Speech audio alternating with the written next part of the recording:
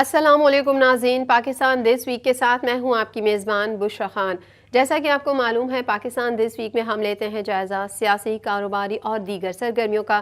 اس ہفتے بھی ہم آپ کے لیے لے کر آئے ہیں تازہ اور منفرد رپورٹس۔ وزیر اعظم شہباز شریف دورہ چین کے موقع پر گریٹ ہال آف پیپل پہنچے، جہاں چین کی پیپلز لبریشن آرمی کے دستے کی جانب سے انہیں گارڈ آف آنر پیش کیا گیا۔ گریٹ ہال آف پیپل پہنچنے پر چینی وزیر اعظم لی چیانگ نے شہباز شریف کا استقبال کیا۔ اس موقع پر دونوں ممالک کے ترانے بجائے گئے۔ مزید جانتے ہیں اس رپورٹ میں۔ وزیر اعظم شہباز شریف دورہ چین کے موقع پر گریٹ ہال آف پیپل پہنچے، جہاں چین کی پیپلز لبریشن آرمی کے دستے کی جانب سے انہیں گارڈ آف آنر پیش کیا گیا۔ گریٹ ہال آف پیپل پہنچنے پر چینی وزیر اعظم لی چیانگ نے شہباز شریف کا استقبال کیا۔ اس موقع پر دونوں ممالک کے ترانے بجائے گئے۔ وزیر اعظم شہباز شریف نے چینی ہم منصب لی چیانگ سے اپنے وفد کا تعارف کرایا۔ Army chief general Asim Munir, وفاقی وزراء اسحاق ڈار، خواجہ آصف، احسن اقبال، عطا اللہ تارڑ سمیت دیگر افراد استقبالیہ تقریب میں موجود تھے۔ شہباز شریف آج مفاہمتی یادداشتوں پر دستخط کی تقریب میں بھی شرکت کریں گے۔ ملاقات میں دونوں رہنماؤں نے دو طرفہ تعلقات، باہمی دلچسپی کے امور اور علاقائی اور عالمی پیش رفت پر تبادلہ خیال کیا۔ دونوں رہنماؤں نے اس امر پر اطمینان کا اظہار کیا کہ پاک چین آل ویدر اسٹریٹجک کوآپریٹو پارٹنرشپ، جو کہ باہمی اعتماد اور مشترکہ اصولوں پر مبنی ہے، وقت کے ساتھ مزید مضبوط ہو رہی ہے۔ اہم معاملات پر غیر متزلزل حمایت کا اعادہ بھی کیا گیا اور خصوصی اقتصادی زونز پر خصوصی توجہ کے ساتھ تمام جاری منصوبوں کی بروقت تکمیل کی ضرورت پر زور دیا گیا۔ وزیر اعظم نے پاکستان میں چینی شہریوں اور منصوبوں کی حفاظت کو یقینی بنانے کے پاکستان کے عزم کا اعادہ کیا۔ وزیر اعظم لی نے وزیر اعظم شہباز شریف کو اقوام متحدہ کی سلامتی کونسل کا غیر مستقل رکن منتخب ہونے پر مبارکباد دی۔ وفود کی سطح پر بات چیت کے بعد مفاہمتی یادداشتوں پر دستخط کی تقریب ہوئی، جس میں وزیر اعظم محمد شہباز شریف اور وزیر اعظم لی کیانگ نے شرکت کی۔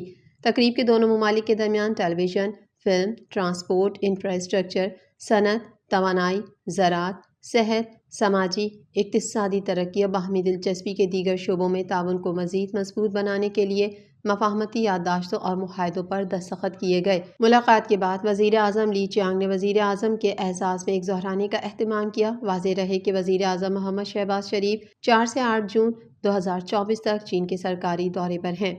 پاکستان چین کی ترقی کے ماڈل سے استفادہ کرنا چاہتا ہے۔ وزیر اعظم کا کہنا ہے کہ سی پیک پر مشترکہ ورکنگ گروپ کے مثبت نتائج برآمد ہوئے۔ سی پیک پاکستان اور چین کی دوستی کی آہنی علامت ہے۔ مزید تفصیلات اس رپورٹ میں۔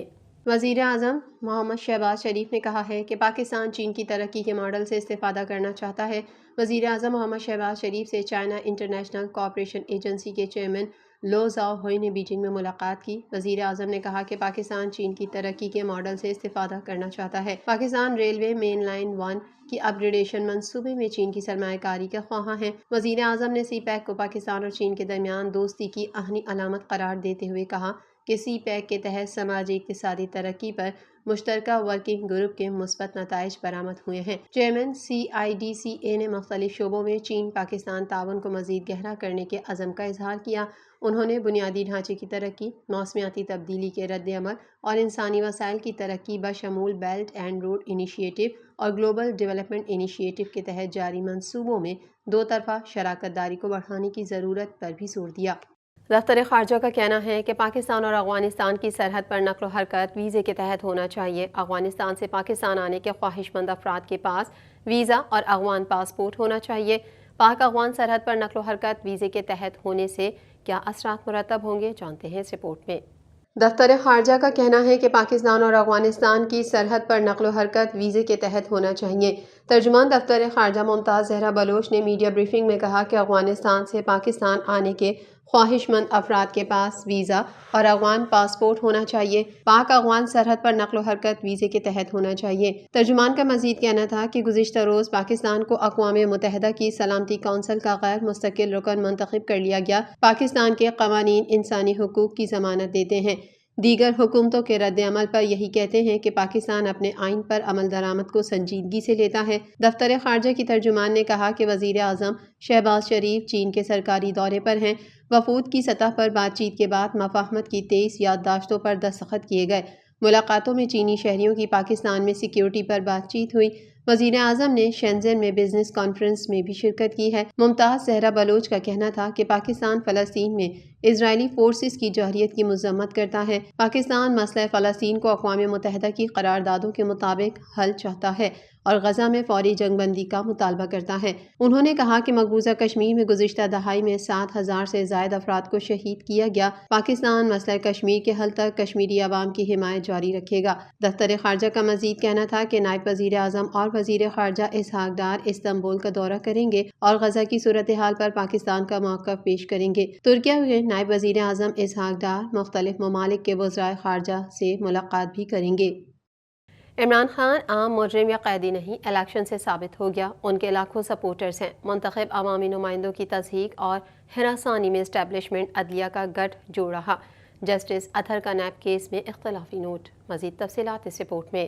سپریم کورٹ کے جسٹس اطہر من اللہ نے نیب ترامیم کیس کی براہ راست نشریات کی درخواست مسترد کرنے سے متعلق اختلافی نوٹ جاری کر دیا۔ جسٹس اطہر من اللہ نے 13 صفحات پر مشتمل نوٹ میں لکھا کہ عوام کو سپریم کورٹ کی براہ راست نشریات تک رسائی نہ دینے کی کوئی ٹھوس وجہ موجود نہیں، بلکہ اس سے جسٹس قاضی فائز عیسیٰ کیس میں طے کیے گئے اصولوں کی خلاف ورزی ہوگی۔ انہوں نے لکھا کہ سابق وزیر اعظم ذوالفقار علی بھٹو کو جب گرفتار کر کے جیل بھیجا گیا تو وہ کوئی عام قیدی نہیں تھے، بلکہ آئین شکن فوجی عامر کی ریاستی مشینری کے متاثرہ فریق تھے۔ سپریم کورٹ نے 4 دہائیوں بعد حال ہی میں ذوالفقار بھٹو کی ناانصافی کا تذکرہ کیا کہ انہیں شفاف ٹرائل سے محروم رکھا گیا، لیکن بھٹو کو جو نقصان پہنچا اس کا مدعا نہیں ہو سکتا۔ فاضل جج نے کہا کہ بے نظیر بھٹو اور نواز شریف بھی کوئی عام مجرم نہیں تھے، ان دونوں کو بھی ریاستی طاقت کے غلط استعمال کا سامنا کرنا پڑا۔ دونوں رہنما عوامی نمائندہ ہونے کے ناطے لاکھوں فالوورز رکھتے تھے۔ دونوں کو ہراساں کیا گیا اور تضحیک کا نشانہ بنایا گیا اور ان کے خلاف غیر منتخب لوگوں کی جانب سے